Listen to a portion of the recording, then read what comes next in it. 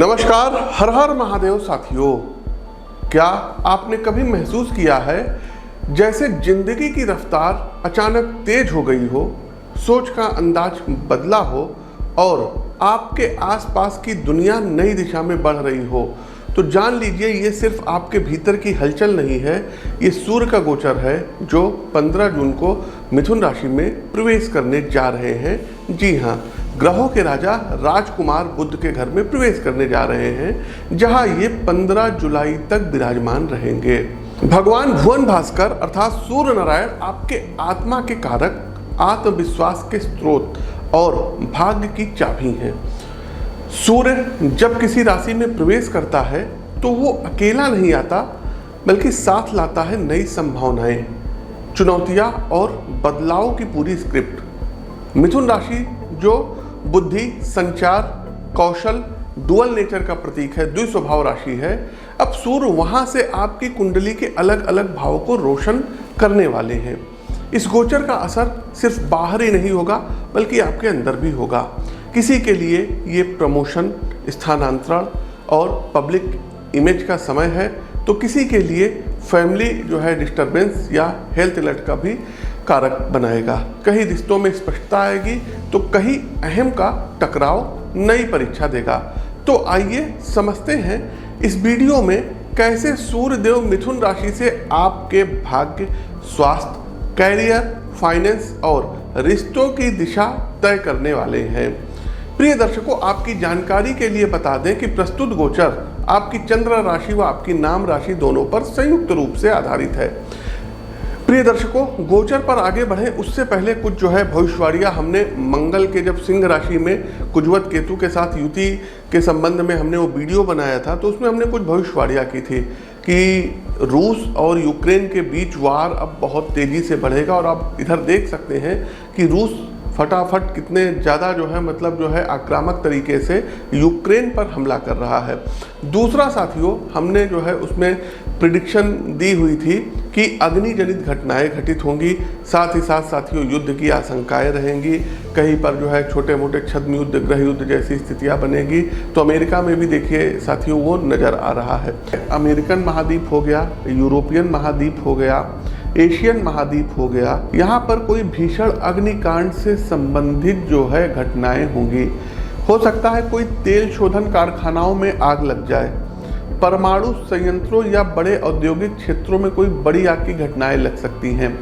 किन्हीं दो देशों के बीच में बहुत बड़ा कोई युद्ध हो सकता है और कोई अग्नि से संबंधित अस्त्र शस्त्रों का, वेपन्स का प्रयोग हो सकता है। वर्तमान में जो रूस और यूक्रेन के बीच में विवाद चल रहा है, तो आगे हो सकता है कि रशिया कोई ऐसा बहुत बड़ा कोई अटैक कर दे यूक्रेन के ऊपर, जिसमें बहुत बड़ा मानवीय संकट आ जाए, लोगों की अकाल मृत्यु होना शुरू हो जाए। इसके साथ साथ साथियों कोई बहुत बड़ा आतंकवादी हमला एशियन महाद्वीप में हो सकता है, अमेरिकन महाद्वीप में हो सकता है। आप इधर देखेंगे कि पाकिस्तान के अंदर बड़ी अशांत स्थिति रहेगी, चाहे वो अफगानिस्तान का बॉर्डर हो, चाहे वो सिंध प्रांत हो, चाहे वो बलूचिस्तान हो। और कोई बड़ा आतंकी हमला या युद्ध हो सकता है और यूरोप के किसी प्रमुख राष्ट्र पर जो है कोई बहुत बड़ा अटैक हो सकता है, ऐसी स्थिति बन रही है। तीसरा साथियों पूजा जी हैं। पूजा जी मध्य प्रदेश से हैं और अभी वहाँ पर असिस्टेंट प्रोफेसर का रिजल्ट आया है। 2 साल पहले इन्होंने हमसे संपर्क किया था, तब ये दूसरे फील्ड में थी, यूपीएससी की और एमपीपीएससी की तैयारी करती थी, लेकिन इनका उसमें चयन नहीं होता था। फिर हमने कहा कि आप अपनी लाइन चेंज करिए, आपके भाग्य में शिक्षा क्षेत्र से जुड़ी हुई जो है संभावनाएं दिख रही हैं, उसी में आपको सफलता मिलेगी, असिस्टेंट प्रोफेसर वगैरह आप बन सकती हैं 2025 में। और ये देखिए साथियों, वो चैट आप पूरी देख सकते हैं। जब जब जो है इनको जो भी ज़रूरत पड़ी, चाहे वो प्री रहा हो, मेंस रहा हो, इंटरव्यू रहा हो, तब तब इन्होंने संपर्क किया और ठीक वैसा ही हुआ और अंत में इनका चयन जा करके हो गया। तो ईश्वर पूजा जी को ढेर सारी जो है शुभकामनाएं दें और आप बहुत ही अपने क्षेत्र में अच्छा कार्य करें, इसके लिए आपको ढेर सारी शुभकामनाएं। अब साथियों आगे बढ़ते हैं कि भगवान भुवन भास्कर का गोचर 12 राशियों के लिए क्या रहेगा। आगे बढ़ते अंतिम राशि मीन राशि पर। मीन राशि के साथियों सूर्य का ये गोचर आपके लिए एक इमोशनल वेव लेकर के आया है। सूर्य इस समय आपकी कुंडली के चतुर्थ भाव में गोचर कर रहे हैं और वो भी तब जब वे खुद आपके छठे भाव यानी रोग, ऋण, संघर्ष और सेवा भाव के स्वामी हैं। घर में किसी बात को लेकर के तनाव या टकराव की स्थिति बन सकती है। खासकर माँ से जुड़ा कोई विषय आपको मानसिक रूप से विचलित कर सकता है। यदि आपकी माताजी पहले से अस्वस्थ हैं तो उनकी देखरेख और मेडिकल अटेंशन को नज़रअंदाज न करें। यह समय इमोशनल इंटेलिजेंस का है। सिर्फ चिंता नहीं, सहयोग और सेवा से राहत मिलेगी। इस दौरान कार्यक्षेत्र में डिस्टर्बेंस और माइक्रो मैनेजमेंट का सामना करना पड़ सकता है। कोई सहकर्मी या सीनियर्स आपको मेंटली प्रेशराइज करने की कोशिश कर सकता है, लेकिन आप अपने निर्णयों में अगर धैर्य और स्पष्टता बनाए रखें तो परिस्थितियां आपके पक्ष में पलट सकती हैं।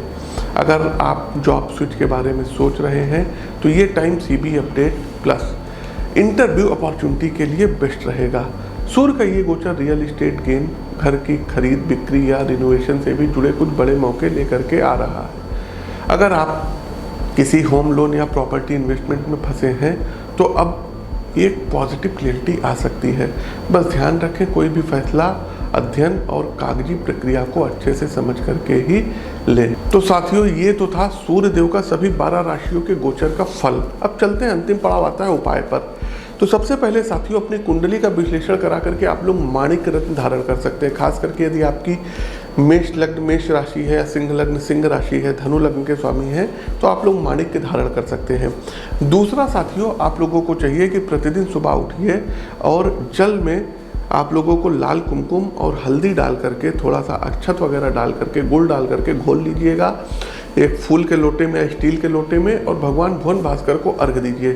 सूर्य देव के समक्ष बैठ करके आप लोग सूर्य देव को जो है देखिए, सूर्य त्राटक करिए। उगते हुए सूर्य की हम बात कर रहे हैं साथियों, ये नहीं कि आप दिन में 12 बजे सूर्य त्राटक करने लगे, तब तो आपकी आँख की रोशनी चली जाएगी। उगते हुए सूर्य की इस समय जो सूर्योदय होता है ये सुबह 5:15, 5:15, 5:16 से लेकर के 5:20 के बीच में हो जाता है। तो कोशिश कीजिए सूर्योदय के भीतर जो है उगते हुए सूर्य के समक्ष बैठ करके और तब सूर्य त्राटक किया करिए। सूर्य देव को अर्घ दीजिए, आदित्य हृदय स्तोत्र का पाठ करिए। सबसे बड़ी बात, जिनको भी कुछ न्यूरो से रिलेटेड प्रॉब्लम आ रही है तो डॉक्टर की तो सलाह ले ही लें, लेकिन साथ ही साथ सूर्य नमस्कार धीरे धीरे आप लोग जरूर सीखें। सूर्य नमस्कार की आदत से तमाम ऐसे जो है मसल्स हैं जिनकी रिकवरी हो जाती है। अगला एक काम ये करिएगा, अपने घर में अपने पिता का और माता का और गुरु का पैर छू करके आशीर्वाद जरूर लीजिएगा। इसके अतिरिक्त साथियों, आप लोगों को चाहिए कि सुबह जब आप अपने घर से ऑफिस के लिए निकलते हैं तो गुड़ खाइए। सूर्य की वस्तु होती है गुड़। जिनका सूर्य वीक होता है उनको गुड़ खाने की भी सलाह दी जाती है। कॉपर के पात्र में आप लोग जल का सेवन करिए। रात में कॉपर के गिलास में, कॉपर के जो है लोटे में, जग में आप पानी भरिए और सुबह उठ करके खाली पेट उस जल को आप लोग जरूर ग्रहण करें। इसके साथ साथियों, आप लोग यदि सुबह उठ करके स्नान करने वाले जल में एक चुटकी लाल चंदन मिला करके स्नान करते हैं, लाल चंदन का तिलक मस्तक पर लगाते हैं, तो भगवान भुवन भास्कर की कृपा आपको वैसे भी प्राप्त होगी। संभव हो साथियों तो संडे को नमक अवॉइड करें। खास करके सनराइज से लेकर के सनसेट तक तो बिल्कुल नमक का आप लोगों को सेवन नहीं करना है। तो ये कुछ उपाय हैं जिनको आप कर सकते हैं। और अंत में साथियों, जैसे जैसे सूर्य देव अपने नए घर मिथुन राशि में प्रवेश करते हैं वैसे वैसे हमारी ज़िंदगी में भी एक नया अध्याय शुरू होता है। हर राशि के लिए यह समय किसी न किसी मोड़ का प्रतीक है। कहीं चेतावनी है तो कहीं प्रेरणा, कहीं संघर्ष है तो कहीं संभावना।